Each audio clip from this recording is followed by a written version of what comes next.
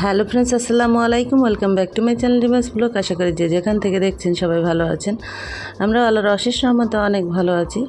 আজকে আপনাদের সাথে শেয়ার করব, আমরা একটি পিকনিক পার্টি করেছিলাম আর সেখানে ছিল খিচুড়ি আর বারবিকিউ পার্টি। তো চলুন দেখে না যাক আমাদের পার্টিটা কেমন হয়েছে। তো এখানে আমি যা যা রান্না করেছি সব কিছু আপনাদের সাথে শেয়ার করেছি। তো আমার ভিডিওগুলো যদি আপনাদের এতটুকু ভালো লেগে থাকে তাহলে বন্ধুরা যারা নতুন এসেছো তারা কিন্তু আমার ভিডিওটি সাবস্ক্রাইব করে দিয়ে আমার চ্যানেলটি অল নোটিফিকেশন অন করে দিও। আর যারা সবসময় আমার চ্যানেলের পাশে থাকো তাদের অসংখ্য ধন্যবাদ।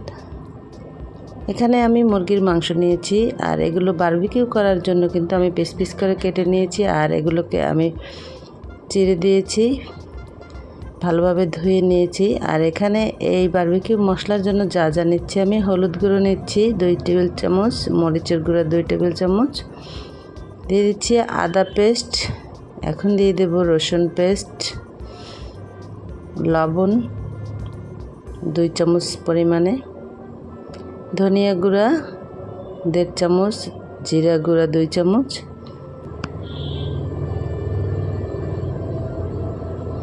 এখন দিয়ে দিচ্ছি পেঁয়াজ পেস্ট করে রেখেছিলাম সেগুলো, এখানে প্রায়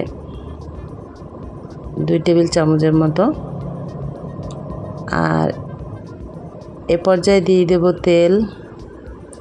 তো এগুলো দিয়ে আমি আগে কিছুক্ষণ এটাকে ভালোভাবে মশলাগুলো একসাথে তেলের সাথে মিশিয়ে নিচ্ছি বন্ধুরা। ভালোভাবে চামচ দিয়ে কিন্তু মশলাগুলো আমি মিশিয়ে নিচ্ছি, একটা পেস্ট তৈরি করে নিচ্ছি। এর মধ্যে আমি আরও মশলা কিন্তু অ্যাড করব, আমার মশলা অ্যাড করা হয়নি। এখানে আমি কাবাব মশলা নিয়েছি 1 চামচের মতো,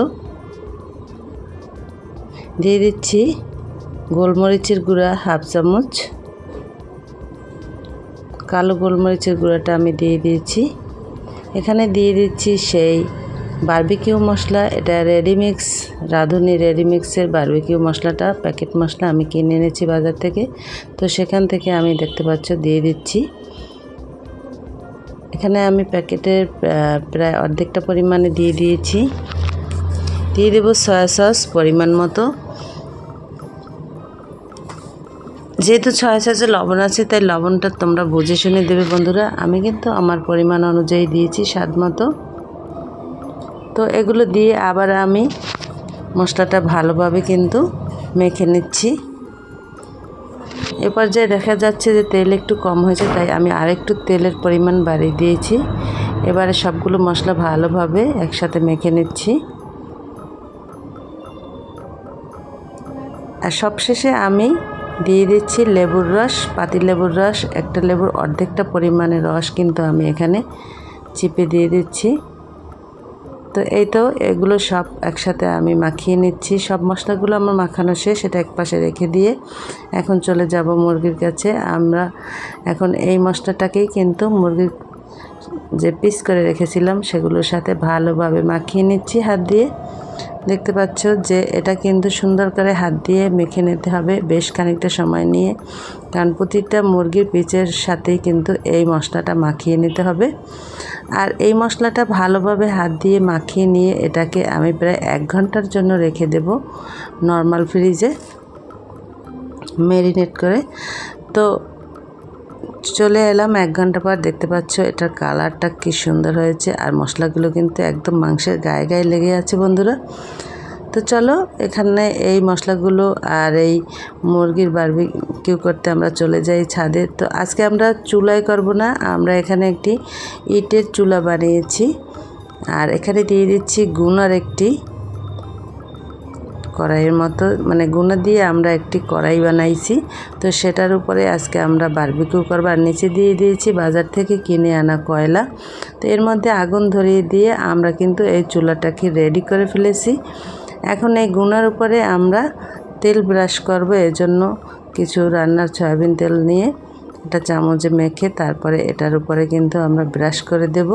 আর এদিকে চুলাটা জ্বালাতে আমাদের যা হয়েছে তা আর কি বলবো, মানে পিকনিক তো সেই জন্য আর কি এগুলো ভালোই লাগতেছে। তো তোমাদের কেমন লাগতেছে বন্ধুরা? আর যেহেতু রাতে হয়েছে তাই কিন্তু একটু অন্ধকার অন্ধকার দেখাচ্ছে, তোমরা ভালোভাবে দেখো বন্ধুরা, কারণ রাতের পিকনিক স্বাভাবিক অন্ধকার তো দেখাবেই। আর এই বারবিকিউটা কিন্তু আমরা এভাবেই ইটের চুলায় করেছি। আর এখানে এই তেলটা আমি ব্রাশ দিয়ে না ঘষে এটা টিস্যু দিয়ে লাগিয়ে দিচ্ছি এই গুঁড়াগুলোর উপরে, তাহলে মাংসটা আর লেগে যাবে না। এখন এই বারবিকিউর মাংসগুলো আমরা এই গুনার উপরে দিয়ে দিয়েছি। এগুলো হতে থাক, বাকি রান্নাগুলো কিন্তু আমরা এখন করতে চলে যাব নিচে। চলো আবার নিচে চুলার কাছে যাই। এখানে আমি কিন্তু মাংস সোনালী মুরগির আলু দিয়ে সেটাকে একটু ঝোল ঝোল করে রান্না করে রেখেছি। আর এদিকে খিচুড়ির জন্য ডালটা আগে আমি ভেজে নিচ্ছি, মুগ ডালটা। তো সোনালী মুরগির মাংসের রেসিপিটা কিন্তু আমার চ্যানেলে অলরেডি দেওয়া আছে, তোমরা দেখে নিও।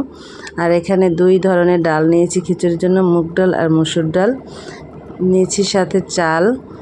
সব মিলিয়ে আমি 1.5 কেজির মতো নিয়েছি চাল ডাল মিলিয়ে। তো এগুলো রান্না করতে কিন্তু আসলে পরিমাপটা প্রয়োজন। খিচুড়ি রান্না করার জন্য প্রথমেই আমাদের কিন্তু পরিমাপটা জানতে হবে। খিচুড়ির তোমার যেই পাত্রে তুমি চাল ডাল নেবে সেই পাত্রে কিন্তু ডাবল তোমার পানি নিতে হবে। আর এই চাল ডালগুলো আমি ধুয়ে রেখেছি। এখন চুলায় আমি প্যান বসিয়ে দিয়ে এর মধ্যে আমি সব ধরনের মশলা দেব, তেল দেব। আর এগুলোকে ভালোভাবে ভেজে এখানে আমি দিয়ে দিয়েছি তেজপাতা 2টো, এখন দিয়ে দিচ্ছি দারচিনি এলাচ 3 থেকে 4 টুকরো করে। এরপর এর মধ্যে দেব আমি 1/2 কাপ পেঁয়াজ। এগুলো ভালোভাবে তেলের সাথে কিন্তু ভেজে নিচ্ছি বন্ধুরা। তো যাই হোক, এই রেসিপিগুলো কিন্তু দেখানোর উদ্দেশ্য না, আসলে আমরা যে আজকে পিকনিক খেয়েছি সেটাই তোমাদের সাথে মূলত শেয়ার করতে যাচ্ছি। তো খিচুড়িটা কিন্তু আমার বলক উঠে এসেছে। আর বলক ওঠার পর দেখতে পাচ্ছ এর কালারটা কত সুন্দর দেখাচ্ছে বন্ধুরা, কি বলবো, মানে ঘ্রাণে সব কিছু একদম মুগ্ধ হয়ে গেছে। আর এ পর্যায়ে আমি কাঁচামরিচগুলো দিয়ে দিয়েছি,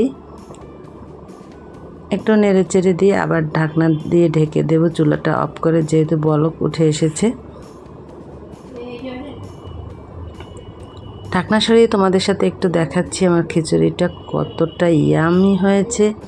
আসলে আজকে পিকনিকের যে মেনুগুলো ছিল খুবই মজাদার আর ভীষণই ইয়ামি, সবাই কিন্তু খুব মজা করে খেয়েছে আর খেতেও দারুণ হয়েছে বন্ধুরা। তোমরা যারা নতুন আছো আমার চ্যানেলে কিন্তু অনেক রান্নার ভিডিও আছে, তোমরা সেখান থেকে এই বারবিকিউ, তারপরে তান্দুরি চিকেন, এই খিচুড়ি, এই সমস্ত কিছু কিন্তু আমার চ্যানেলে এগুলোর ভিডিও দেওয়া আছে, তো তোমরা সেখান থেকে দেখে নিও বন্ধুরা। তো ভালো লাগলে শেয়ার করে দিও সবার সাথে, আর একটি লাইক দিতে ভুলো না। আর সাবস্ক্রাইব বাটনটি অবশ্যই প্রেস করে দিয়ে। দেখতে পাচ্ছ আমার বারবিকিউর চেহারাটা কত সুন্দর হয়েছে।